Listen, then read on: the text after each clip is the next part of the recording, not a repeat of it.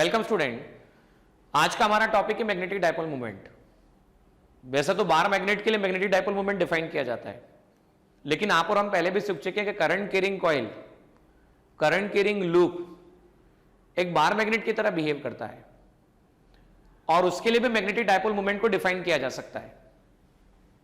जब आपने और हमने magnetic field due to current carrying coil along the axis पर और along this on the centre जब मैग्नेटिक फील्ड सीखा था, तो मैग्नेटिक फील्ड के उस एक्सप्रेशन में आपने और हमने मैग्नेटिक डायपोल मोमेंट का इंट्रोडक्शन किया था, इंट्रोड्यूस किया था और उसे ऐसा बताया था magnetic dipole moment for current carrying loop is defined as product of current and area. तो आज का जो हमारा लेक्चर है वो इसी बात पे हम चर्चा करने वाले हैं कि ये मैग्नेटिक डायपोल मोमेंट किसी करंट कैरिंग लूप के लिए कैसे निकाला जाता है। मान लीजिए आपने रिंग को चार्ज दे दिया, डिस्क को चार्ज दे दिया, सॉलिड स्फीयर को चार्ज दे दिया, हॉलो स्फीयर को चार्ज दे दिया। इन सबको चार्ज देने के बाद इनका मैग्नेटिक डायपोल मोमेंट कैसे निकाला जाए, इनका एंगुलर मोमेंटम कैसे निकाला जाए, किस तरह से वेक्टोरियल फॉर्म में करंट कैरिंग लूप के लिए मैग्नेटिक डायपोल मोमेंट निकाला जाए, ये आज हम इस लेक्चर में सीखने वाले हैं। तो चलिए शुरुआत करते हैं और समझते हैं मैग्नेटिक डायपोल मोमेंट। देखिए स्टूडेंट, मैग्नेटिक डायपोल मोमेंट, मान लीजिए करंट कैरिंग लूप है, ये रहा करंट कैरिंग लूप, इसमें करंट आई फ्लो हो रहा है, इसका रेडियस आर है और हमें मैग्नेटिक डायपोल मोमेंट निकालना है। तो मैग्नेटिक डायपोल मोमेंट डिफाइन किया जाता है आई इंटू ए। सिंगल टर्न हो तो product of current and area, ये मैग्नेटिक डायपोल मोमेंट होता है। For n number of turns, for n number of turns magnetic dipole moment का फॉर्मूला NIA, n मतलब नंबर ऑफ टर्न्स, I मतलब current और A मतलब एरिया होता है। यहां A का मतलब एरिया वेक्टर होता है क्योंकि मैग्नेटिक डायपोल मोमेंट एक वेक्टर क्वांटिटी होती है। नाउ क्वेश्चन इज दिस कि अगर ये वेक्टर है तो वेक्टर के डायरेक्शन डिटरमाइन कैसे करें। तो जब भी मैग्नेटिक डायपोल मोमेंट के लिए डायरेक्शन डिटरमाइन करना हो तो आप एक बात ध्यान रखें, जिस डायरेक्शन में करंट फ्लो होता है उस डायरेक्शन में अपने फिंगर्स को टर्न कीजिए। तो फिंगर्स को टर्न करने पे जो थंब बताएगा वो डायरेक्शन मैग्नेटिक डायपोल मोमेंट की डायरेक्शन आएगी। तो देखिए ये एंटी क्लॉकवाइज है तो थंब आउटवर्ड है, आउटवर्ड है इसका मतलब के कैप है। पर सोचिए अगर ये क्लॉकवाइज होता, क्लॉकवाइज होने पर फिंगर्स देखिए ऐसे टर्न हो रही है तो थंब अंदर की तरफ जा रहा है, तो हम इसे माइनस के कहेंगे और ये आपके पास में प्लस के कहलाएगा, बराबर। तो हम इसी मैग्नेटिक डायपोल मोमेंट के इस पर्टिकुलर फॉर्मूले को हम इस न्यूमेरिकल में अप्लाई करके चेक कर सकते हैं। आइए देखिए न्यूमेरिकल में किसे अप्लाई किया जा सकता है। मान लीजिए आपके पास में इस स्ट्रक्चर में करंट फ्लो होता हुआ दिख रहा है, ये एक्स एक्सिस, ये वाई एक्सिस, ये जेड एक्सिस, यहां से ए से बी, बी से सी, सी से डी, डी से आपके पास में जी और एफ तक करंट इस तरह से फ्लो हो रहा है। तो हमें क्या करना है, हमें इस पूरे सिस्टम का मैग्नेटिक डायपोल मोमेंट बताना है। देखो स्टूडेंट, मैग्नेटिक डायपोल मोमेंट एक वेक्टर क्वांटिटी होती है और वेक्टर क्वांटिटी का रिजल्टेंट हम निकाल सकते हैं। हम इस पर्टिकुलर स्ट्रक्चर को दो प्लेन में डिवाइड करके दोनों के इंडिविजुअल मैग्नेटिक डायपोल मोमेंट को निकालेंगे। तो पहले हमारे पास क्या है, हमारे पास जो दो स्ट्रक्चर गिवन है उसको हम जितने भी पॉसिबल प्लेन्स में डिवाइड कर सकें हम डिवाइड करेंगे। डिवाइड करने का तरीका ऐसा रहेगा कि करंट लूप में, क्लोज लूप में या तो क्लॉकवाइज हो जो या एंटी क्लॉकवाइज हो, कोई तो भी एक फिक्स डायरेक्शन होना चाहिए, ये हम ध्यान रखेंगे। जैसे कि यहां पर क्लॉकवाइज, एंटी क्लॉकवाइज या फिर क्लॉकवाइज। तो और मैग्नेटिक मूवमेंट में नंबर ऑफ टर्न चेक कीजिए, यहां पर एक ही टर्न की हम बात कर रहे हैं। जब एक ही टर्न होगा तो आई इंटू ए होगा। पूरे स्ट्रक्चर में करंट कितना फ्लो हो रहा है, तो यहां से जाता हुआ करंट आई जा रहा है, हर जगह से करंट की वैल्यू आई जा रही है। और साइड जो दिया गया है क्यूब का साइड, वो क्यूब का साइड दे रखा है आपके पास में a, side of cube is given small a. अब देखिए हम इसे सॉल्व कैसे करेंगे। सबसे पहले हमें इसे दो लूप में या दो स्ट्रक्चर में कन्वर्ट करना है। हो सकता है दो हो या हो सकता है दो से ज्यादा हो। तो कन्वर्ट करने का आसान तरीका देखिए कैसा है। यहां करंट ऐसा जा रहा है, यहां करंट ऐसा जा रहा है, यहां करंट ऐसा जा रहा है। तो ये अगर ऐसा स्ट्रक्चर बना दिया जाता, ये ऐसा स्ट्रक्चर बना दिया जाता, करंट ऐसा, करंट ऐसा, करंट ऐसा और करंट ऐसा, तो एक structure A B C D ये क्लोज लूप जनरेट हो जाता, बराबर। अब दूसरा कैसा, ये देखिए यहां से ऐसा जा रहा है, यहां से ऐसा जा रहा है, यहां से ऐसा जा रहा है, तो यहां से ऐसा जाना चाहिए। वापस से समझिएगा, ये स्ट्रक्चर कुछ ऐसा बनाया जा सकता है, ए से डी, ये देखिए यहां से डी से जी, जी से एफ, डी से जी करंट ऐसा गया, एफ से जी करंट ऐसा गया और एफ से ए करंट ऐसा गया। तो अब अगर इस जगह देखा जाए तो कुछ करंट नहीं था, तो हमने अपनी मर्जी से करंट की डायरेक्शन बना दी। अच्छा, ऐसा मर्जी से इंट्रोडक्शन किया क्यों भाई? देखो इस रास्ते से ये आई माना और इस रास्ते से आई माना, तो इधर से आई इधर से आई, बेसिकली दोनों आई एक दूसरे के ऑपोजिट है, दोनों आई एक दूसरे के ऑपोजिट है, तो इनको इंट्रोड्यूस करने पर भी कोई फर्क पड़ने वाला नहीं है। पर इससे एक फर्क पड़ गया कि इसमें करंट का एक पूरा क्लोज लूप बन गया, इसमें करंट का एक क्लोज लूप बन गया। अब जब ये लूप बना तो समझिएगा ध्यान से, इसके कारण मैग्नेटिक मूवमेंट में कह देता हूं M1, इसके कारण मैं कह देता हूं M2। I into a, I into a, area कितना a square, I into a square. अच्छा, मैग्नेटिक मूवमेंट कौन सी क्वांटिटी, वेक्टर या स्केलर? तो मैग्नेटिक मूवमेंट वेक्टर क्वांटिटी है, बराबर। डायरेक्शन डिटरमाइन करने का तरीका, जिस डायरेक्शन में करंट जा रहा है उस डायरेक्शन में क्लोज लूप में फिंगर्स को टर्न कीजिए। तो यहां देखो, आपने अगर फिंगर्स को टर्न किया तो ये इस तरह से जा रहा है, तो थंब देखो नीचे की तरफ आ रहा है, ये बिल्कुल करंट ऐसा है इस तरह से। तो अगर ये लूप ऐसा है, मान लीजिए ये लूप ऐसा है और करंट ऐसा आ रहा है, तो थंब नीचे की तरफ जा रहा है, थंब नीचे की तरफ जा रहा है, तो अगर इधर जाता तो प्लस जेड, इधर जाएगा तो कितना, माइनस जेड। वापस देखिए, ऐसा ऐसा ऐसा, तो करंट ऐसा जा रहा है, थंब नीचे आ रहा है, तो माइनस के कैप कहा जा सकता है इसे। ऊपर होता तो प्लस के कैप, नीचे है तो माइनस के कैप। अब इसमें देखो, इसमें करंट ऐसा जा रहा है, करंट ऐसा जा रहा है, तो यहां नोटिस करना क्लॉकवाइज करंट जा रहा है, क्लॉकवाइज करंट है तो अंदर की तरफ है, क्लॉकवाइज करंट है तो अंदर की तरफ है, बराबर है ना। अगर इधर होता तो प्लस वाई, इधर होता तो माइनस वाई, इधर होता तो प्लस एक्स और अंदर होगा तो माइनस एक्स, अंदर होगा तो माइनस एक्स, माइनस एक्स मतलब माइनस आई। तो मैग्नेटिक मूवमेंट वेक्टर क्वांटिटी है, तो आप सीधे सीधे लिख सकते हैं M1 vector plus M2 vector. तो M वेक्टर आ जाएगा आपके पास में आई ए स्क्वायर माइनस के कैप प्लस आई ए स्क्वायर माइनस आई कैप। तो मैग्नेटिक मूवमेंट का मैग्नीट्यूड निकालना हो तो आप आसानी से निकाल सकते हो, आई स्क्वायर प्लस स्क्वायर, आई ए स्क्वायर प्लस स्क्वायर, तो मैग्नेटिक डायपोल मूवमेंट आ जाएगा आई ए स्क्वायर अंडर रूट 2। ये मैग्नेटिक डायपोल मूवमेंट की डायरेक्शन आपके पास आ जाती है। सो मॉड एम आई ए स्क्वायर अपॉन अंडर रूट 2 और डायरेक्शन आ जाती है माइनस के कैप और माइनस आई कैप। देखिए स्टूडेंट, आपके पास में एक सर्कुलर रिंग है, इस रिंग पर पॉजिटिव चार्ज है प्लस क्यू, इस रिंग पर पॉजिटिव चार्ज है प्लस क्यू और रेडियस आर है, प्लस क्यू चार्ज है रेडियस आर है। आपको क्या करना है, आपको इस रिंग के लिए मोमेंट ऑफ इनर्शिया की वैल्यू, जैसा कि हम जानते हैं moment of inertia of ring जो दिया जाता है वो mr स्क्वायर होता है। आपको इसके लिए मैग्नेटिक मूवमेंट निकालना है, एंगुलर मोमेंटम निकालना है और दोनों का रेशो निकालना है। तो देखो मैग्नेटिक मूवमेंट जब यहां पर चार्ज प्लस क्यू है तो हम जानते हैं आई इंटू ए होता है, आप और हम जानते हैं rate of flow of charge is called current, और ये जो रिंग घूम रही है ये कांस्टेंट एंगुलर वेलोसिटी ओमेगा से घूम रही है, ऐसा गिवन है। अब हुआ क्या, ओमेगा जब गिवन होता है तो 2 पाई बाई टी हमें पता रहता है, तो हम ओमेगा अपॉन 2 पाई को सीधा 1 अपॉन टी लिख सकते हैं।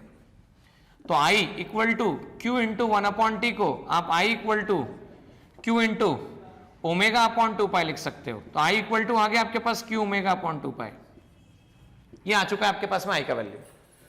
अब magnetic dipole moment m equal to I into a, तो आप जानते हैं ये बात कि m इक्वल टू आई आ चुका है क्यू ओमेगा अपॉन 2 पाई। और बोलिए रिंग का एरिया कितना होता है, तो रिंग का एरिया पाई आर स्क्वायर होता है, पाई से पाई कैंसिल, m आ जाता है आपके पास में Q omega R square by 2, ये हो जाएगा आपके पास में मैग्नेटिक डायपोल मोमेंट का value Q omega R square by 2। ना एंगुलर मोमेंटम की बात की जाए तो angular momentum I into omega होता है, moment of inertia M R square into omega. अब हम इन दोनों का रेशो निकाल के चेक करते हैं। m बाय एल का रेशो निकाला तो m आपके पास में q omega R square by 2 M R square omega by 1, तो m by L q omega R square by 2 into 1 upon M R square omega. तो यहां चेक कर सकते हैं आप, R square cancel, omega omega cancel, तो m by L q by 2m निकल कर आता है। m मतलब मास है, रिंग का मास है। एक्चुअलिटी में से स्मॉल m से बताएं तो ज्यादा बेहतर होगा, कंफ्यूजन नहीं होगा। ये स्मॉल m से हमने से बताया हुआ है, मास बाय स्मॉल m।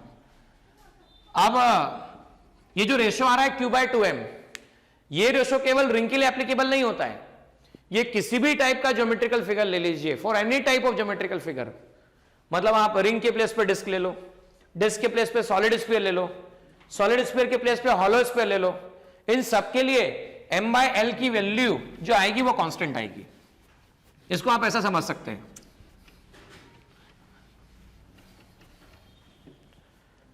भाई ज्योमेट्रिकल फिगर, सबसे पहले हम बात कर लेते हैं रिंग के बारे में, फिर हम बात कर लेते हैं डिस्क के बारे में, फिर सॉलिड स्फीयर के बारे में, और सॉलिड स्फीयर के बाद हम बात कर लेते हैं हॉलो स्फीयर के बारे में। ये सब स्ट्रक्चर जो हमें डिस्कस करने हैं, इस केस में क्या होगा, ज्योमेट्रिकल फिगर्स, ठीक है, इनका मोमेंट ऑफ इनर्शिया की हम बात करें, मोमेंट ऑफ इनर्शिया, तो इसका moment of inertia M R square होता है, इसका moment of inertia M R square by 2 होता है, 2/5 एम आर स्क्वायर होता है, और इसका 2/3 एम आर स्क्वायर होता है। अब हर केस में मैग्नेटिक डायपोल मोमेंट की वैल्यू निकालनी हो तो कैसे निकलेगी, तो देखो यहां से m इक्वल टू लिख सकते हो आप q बाय 2m, मतलब 2m मतलब मास इंटू l, तो इससे लिखा जा सकता है q by 2m multiply by l। l मतलब क्या है, l मतलब एंगुलर मोमेंटम है, और एंगुलर मोमेंटम क्या होता है, तो angular momentum I into omega होता है। तो चलिए I into omega angular momentum पहले लिख लेते हैं, I इंटू ओमेगा, और उसके बाद मैग्नेटिक मोमेंट की हम बात करेंगे, मैग्नेटिक डायपोल मोमेंट की बात। तो यहां देखिए m equal to q divide by twice m multiply by l, इसे ऐसा लिखा जा सकता है। Angular momentum I into omega, तो I की वैल्यू कितनी है, M R square omega, M R square by 2 into omega, 2/5 M R square into omega, 2/3 M R square into omega, ये निकाला जा सकता है। ओके, अब capital M equal to q by 2m multiply by l बराबर। अब capital M q by 2 small m, यहां पर स्मॉल m ही लेना चाहिए हमें क्योंकि मास की बात कर रहे हैं हम, ये तो फिर कंफ्यूजन क्रिएट होगा। मान लीजिए स्मॉल m लिया गया है, ये स्मॉल m है I इंटू ओमेगा के हिसाब से, again this is small m, 2/5 small mr, 2/3 small mr।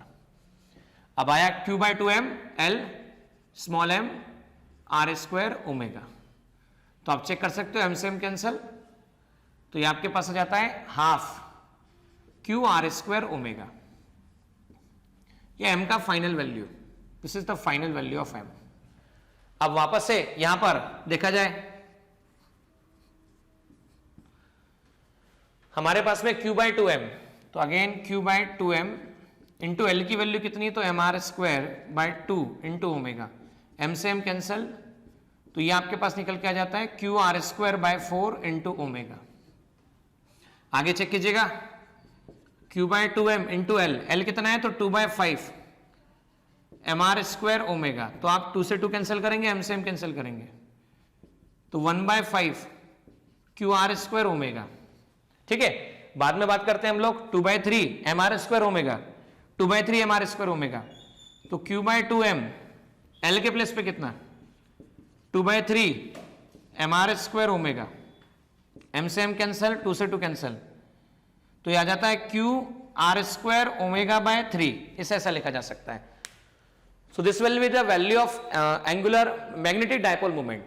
अब देखो एक क्वेश्चन और फ्रेम किया गया, क्वेश्चन ऐसा फ्रेम किया गया कि आपके पास में एक डिस्क है, आपके पास में क्या है बच्चों, डिस्क है, और उस डिस्क का सरफेस चार्ज डेंसिटी सिग्मा दे रखा है, उस डिस्क का सरफेस चार्ज डेंसिटी सिग्मा दे रखा है, मतलब चार्ज पर यूनिट एरिया दे रखा है।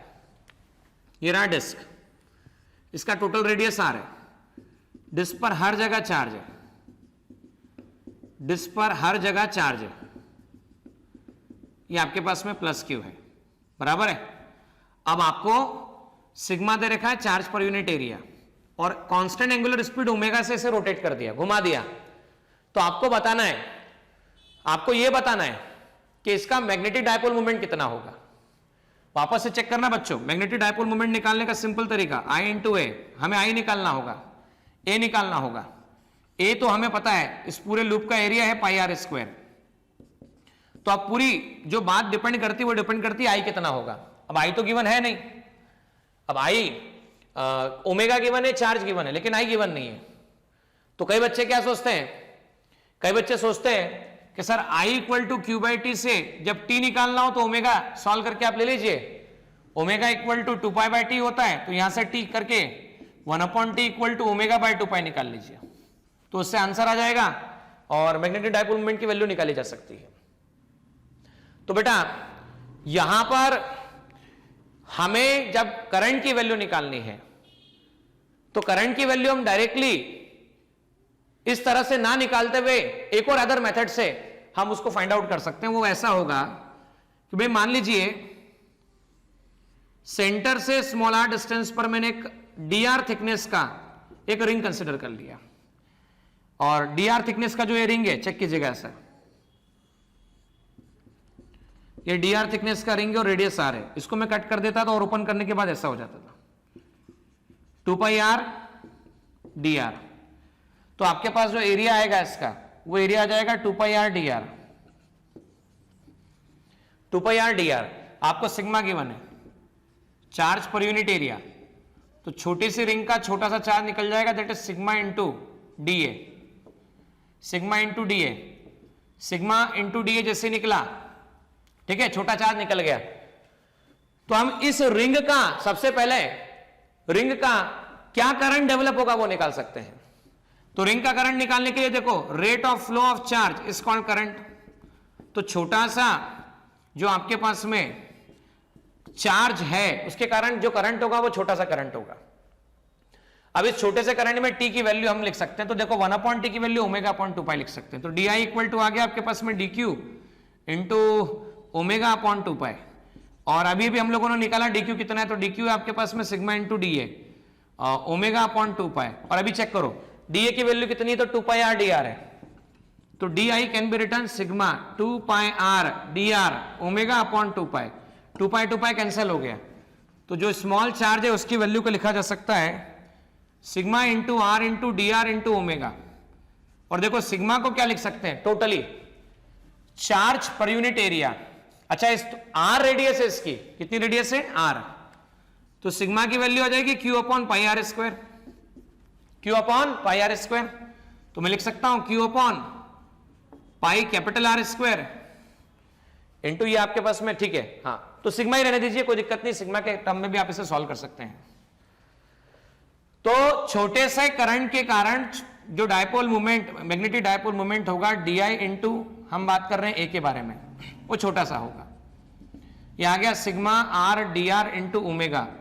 अच्छा इस रिंग के कारण बताओ, ये जो रिंग कंसिडर की इसकी रेडियस कितनी है, तो इसकी रेडियस आर है, तो pi into small r square, तो d m can be written small r omega d r, अच्छा small r into r square, तो आर क्यूब हो गया, omega pi d are into sigma हो गया। सिग्मा कितना है तो वापस चेक कर लो, q by pi are square है, तो q by pi are square हम लिख सकते हैं, तो d m equal to r cube omega pi, sigma मतलब हो गया Q by pi are square, Q by pi are square, और ये आपके पास में आ जाता है, हाँ Q by pi are square लिख सकते हैं आप इसे, और डी आर लिख सकते हैं। इसमें एक और चीज कैंसिल हो रही है, देखो क्या कैंसिल हो रहा है, पाई से पाई कैंसिल, तो डीएम कितना बचा, डीएम बचा आपके पास में Q omega R square R cube D R. ये आपके पास में छोटा सा मैग्नेटिक डायपोल मोमेंट आया। अब आप इसका जब इंटीग्रेशन करते हैं, जब आप इसका इंटीग्रेशन करते हैं तो आपको टोटल वैल्यू मिलेगी, you will get total value. तो देखिए टोटल वैल्यू इंटीग्रेशन की लिमिट कैसे पुटअप की जाए, हाउ टू पुटअप लिमिट। भाई डिस्क का रेडियस क्या था r, आपने सेंटर से कितने डिस्टेंस पर, r डिस्टेंस पर कितनी थिकनेस की रेडियस अज्यूम की, तो dr थिकनेस का रिंग अज्यूम किया। तो देखो छोटी से छोटी रिंग क्या ली जा सकती है, बोले छोटी से छोटी रिंग ली जा सकती है जिसका रेडियस यहां से यहां तक हो, और बड़ा से बड़ा r लिया जा सकता है। तो इनिशियली 0 से लेकर फाइनली आप मैक्सिमम कहां तक ले सकते हैं, तो r तक ले सकते हैं। तो dm इक्वल टू आ गया आपके पास में q omega upon r square r cube dr, total integration किया। भाई जब 0 की बात कर रहे हैं, सेंटर से स्टार्ट कर रहे हैं, तो कोई मैग्नेटिक डायपोल मोमेंट नहीं। कैपिटल R की बात करें तो ये m हो गया आपके पास, m डैश कह देता हूं, dm का m 0 से m dash, q omega r square, q omega r square बराबर। हम ये बात जानते हैं r क्यूब dr का इंटीग्रेशन कैसा निकाला जाए, तो इंटीग्रेशन r की पावर n dr का फॉर्मूला लिखा जाता है r की पावर n+1 अपॉन n+1। तो इंटीग्रेशन r क्यूब dr को लिखा जा सकता है r क्यूब 3+1 अपॉन 3+1, ये आ जाता है r की पावर 4 अपॉन 4, 0 से लेके कैपिटल R, तो m dash minus 0 q omega r square into 1 upon 4, upper limit रखा r की पावर 4, लोअर लिमिट रखा 0 की पावर 4, m डैश आ गया q omega r square by 4, ये m dash magnetic dipole moment आ चुका है। अब एंगुलर मोमेंटम निकालना होता था, तो एंगुलर मोमेंटम कैसे निकालते थे, how to find angular momentum. Angular momentum L equal to I into omega, L equal to I into omega. तो I कितना है, तो डिस्क का मोमेंट ऑफ इनर्शिया होता है mr square by 2, moment of inertia of disk is given is mr square by 2, omega आपके पास omega available है। आइए दोनों का रेशो निकालते हैं। हम निकालते हैं एंगुलर मैग्नेटिक डायपोल मोमेंट और एंगुलर मोमेंटम का रेशो। मैग्नेटिक डायपोल मोमेंट का रेशो है q omega r square upon 4 m r square omega upon 2, r square omega omega cancel, so q by 4 upon m by 2, so q by 4 into 2 by m, so m dash by l, ये हो जाएगा आपके पास में q by 2m, ये आपके पास में निकल के आया। तो मैंने ये पहले भी कहा था कि ये वैल्यू हमेशा कांस्टेंट वैल्यू होती है, m dash by l q by 2m, ये हर जगह एप्लीकेबल होती है, एप्लीकेबल एवरीवेयर। तो इस तरह से हमने ये प्रॉब्लम को सॉल्व किया। एक प्रॉब्लम और कहा गया आपको, you are given one more problem कि find magnetic dipole moment for given figure. आपको गिवन फिगर के लिए मैग्नेटिक डायपोल मोमेंट की वैल्यू निकालना है, जबकि ये सेमी सर्कुलर रिंग के स्ट्रक्चर के फॉर्मेट में आपको गिवन है। ये ऐसा, ये ऐसा ए बी सी डी, यहां से करंट गया I, करंट होता हुआ यहां पर गया, यहां से करंट बेंड हुआ, टर्न हुआ, करंट I गया, वापस से करंट I आया, सेंटर से ये रेडियस R1 और सेंटर से बाहर वाले की रेडियस R2, ये दोनों रेडियस गिवन है R1 और R2। आपको बताना है सिस्टम के लिए मैग्नेटिक डायपोल मोमेंट का वैल्यू कितना होगा। तो देखो इस सिस्टम को इक्विवेलेंट बनाया जा सकता है। मैंने हमेशा कहा है करंट की डायरेक्शन डिफाइन करने के बाद या करंट को देखने के बाद आप पूरी कोशिश करा करो कि उसे क्लोज्ड लूप के फॉर्मेट में कन्वर्ट किया जा सके। देखो ये जो लूप दिख रहा है छोटा वाला जो रिंग दिख रहा है, इसे भी देखा जाए तो ये क्लोज्ड नहीं है, करंट ऐसा जा रहा है, और बड़े वाले को भी देखा जाए तो ये क्लोज नहीं है। तो आप सिंपली से दो अलग अलग लूप में बना दीजिए, एक बड़ा वाला जिसका रेडियस कितना है, जिसका रेडियस R2 है, प्लस छोटा वाला जिसका रेडियस R1 है। अब दोनों में खास बात देखना, छोटे वाले में B से C में करंट जो जा रहा है वो क्लॉकवाइज जा रहा है, और इसमें जो जा रहा है वो करंट एंटी क्लॉकवाइज जा रहा है। अब ये लूप कंप्लीट कब हो सकता है, ये लूप कंप्लीट तब हो सकता है जब ऐसा घूमते हुए ऐसा जा रहा है, ऐसा करंट मिल जाए। तो मैंने यहां से यहां तक I करंट अज्यूम कर लिया, और वापस से देखिए ये ऐसा जा रहा है तो ऐसा करंट मिल जाए, I करंट अज्यूम कर लिया। अब नोटिस करना, ये गया ऐसा, बराबर है ऐसा, तो लूप कंप्लीट होना चाहिए, तो करंट की डायरेक्शन होगी ऐसी। कुल मिला के एक करंट I इस तरफ और एक करंट I इस तरफ आपने इंट्रोड्यूस किया है। तो डेफिनेटली दोनों की डायरेक्शन अपोजिट है, तो इससे कोई फर्क पड़ने वाला नहीं है लूप में। भाई अगर मैंने माना 2 एम्पीयर इधर से आ रहा है, 2 एम्पीयर इधर से आ रहा है, तो दोनों एक दूसरे को कैंसिल कर दे रहे हैं, तो कोई इफेक्ट नहीं माना जाएगा। पर इससे एक बात क्लियर हो गई, ये हो गया आउटवर्ड मतलब प्लस के कैप, और ये हो गया इनवर्ड मतलब माइनस के कैप। इसका एरिया मान लेता हूं A1 पाई R2 स्क्वायर प्लस के कैप एरिया वेक्टर। इसका एरिया वेक्टर मान लेता हूं A2 पाई R1 स्क्वायर माइनस के कैप, बराबर है। मैग्नेटिक डायपोल मोमेंट हम बोल सकते हैं M1 vector plus M2 vector. So current तो I है, I A1 vector plus I A2 vector. I दोनों में से कॉमन निकाल लीजिए, ये आ गया पाई R2 स्क्वायर, A1 देखिए पाई R1 स्क्वायर माइनस के cap plus pi R2 square plus के कैप, ऐसा लिखा जा सकता है। तो I pi R2 square minus R1 square plus के कैप, इसे निकाला जा सकता है। ये मैग्नेटिक डायपोल मोमेंट की वैल्यू निकल कर आती है, ठीक है। पाई I pi R2 square minus R1 square के कैप, इस तरह से इसकी वैल्यू निकल कर आती है।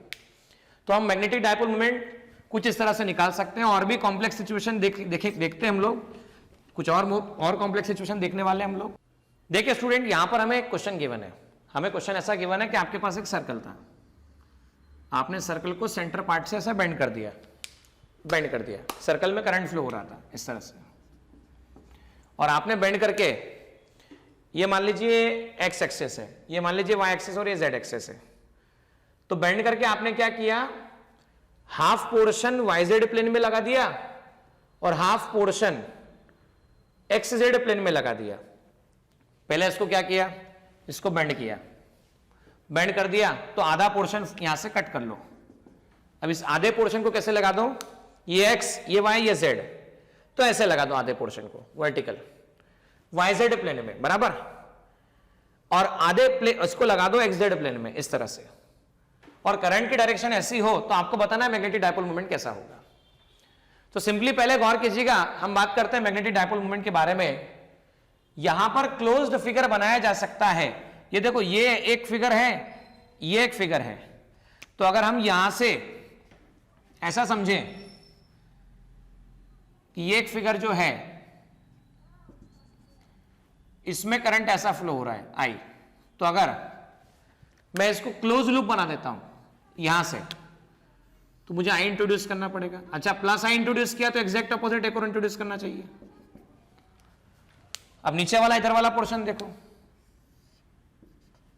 ये करंट आई, तो दो लूप बन जाते हैं, और इसके कारण मैग्नेटिक मूवमेंट मान लेता हूं M1, इसके कारण मान लेता हूं M2। तो नेट मैग्नेटिक मूवमेंट दिया जाएगा M1 vector plus M2 vector. This magnetic movement will be given as M1 vector plus M2 vector. Now M1 vector और M2 वेक्टर जब निकालना हो तो आप देखो, ये बेसिकली जा रहा है इस तरफ, तो XZ प्लेन ये रहा।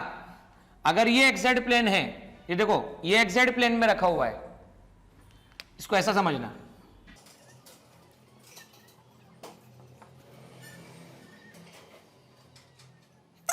ये रहा मान लीजिए XZ प्लेन। अगर मैं कहता कि मान लीजिए ये Y ये Z ये X, ठीक है, ये YZ प्लेन होगा, नॉट XZ प्लेन होगा। तो मान लीजिए YZ प्लेन ये रहा, ठीक है। तो YZ प्लेन में एंटी क्लॉकवाइज, YZ प्लेन में एंटी क्लॉकवाइज। तो थोड़ा समझना कि YZ प्लेन में अगर एंटी क्लॉकवाइज होता ये ऐसा, तो सोचो YZ प्लेन में एंटी क्लॉकवाइज आता, ये रहा YZ प्लेन, इसमें एंटी क्लॉकवाइज आता, दिस इज YZ प्लेन, इसमें एंटी क्लॉकवाइज आता, तो देखो किसकी तरफ आता, तो YZ प्लेन में एंटी क्लॉकवाइज एक्स की तरफ आता, एक्स की तरफ आता। तो मैं कह सकता था M1 को मैं एक्स मैग्नेटिक मूवमेंट कह सकता हूं। Current I pi R square by 2 और प्लस आई। अच्छा, M2 की हम बात करते हैं, M2 रखा हुआ है YZ प्लेन में, मतलब ये देखो ये YZ प्लेन में, और YZ प्लेन में एंटी क्लॉकवाइज वापस से। तो YZ प्लेन में मान लो एंटी क्लॉकवाइज की मैं बात कर रहा हूं, तो YZ प्लेन में एंटी क्लॉकवाइज ये देखो ऐसा जा रहा है, तो ये प्लस Y की तरफ जा रहा है, ऐसा समझाने के दृष्टिकोण से बनाया है ये, ऐसा प्लस Y जा रहा है। तो मैं कह सकता हूं M2 in Y direction I into A plus J। तो कुल मिला के मैग्नेटिक मूवमेंट लिखा जा सकता है pi R square by 2 plus I pi are square by 2 plus J, तो ये मैग्नेटिक मोमेंट की डायरेक्शन लिखी जा सकती है और वेक्टर लिखा जा सकता है। ये हमारे पास में आंसर आता है।